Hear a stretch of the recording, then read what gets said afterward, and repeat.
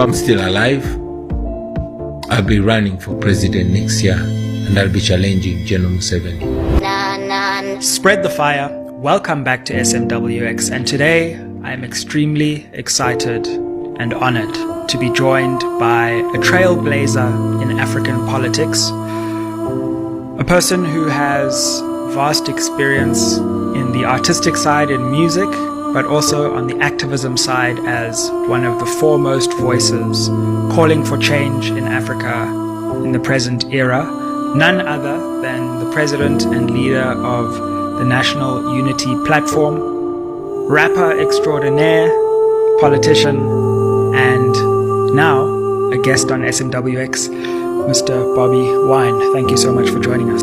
Thank you for having me, brother. Thank you, brother. The pleasure is mine. I said to myself when I started this platform, one day I'm going to interview BOBI WINE. So. I should say to myself every time I think about something, because looks like the tongue creates, right? For sure, for sure. You know, I was interested in the story of your father, in whose footsteps you in some ways have followed, who himself, I believe, was also an opposition politician. Talk to us about the way that you drew inspiration from your father. Thank you very much. My father inspires me, but I would honestly not credit what I do to my father, and I could credit it little to my own family. Yes, my family, right from my grandfather, they were political revolutionaries. My grandfather and my father took part in the war that brought in the current government. Indeed, my grandfather passed away in that war.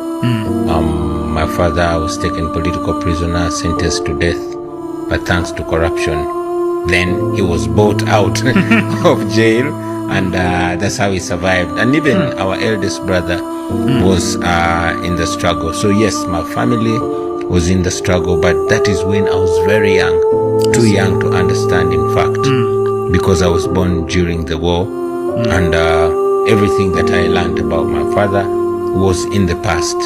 So yes, I share his DNA, and I grew up in a home where values, especially freedom, earning freedom at whatever cost, were important.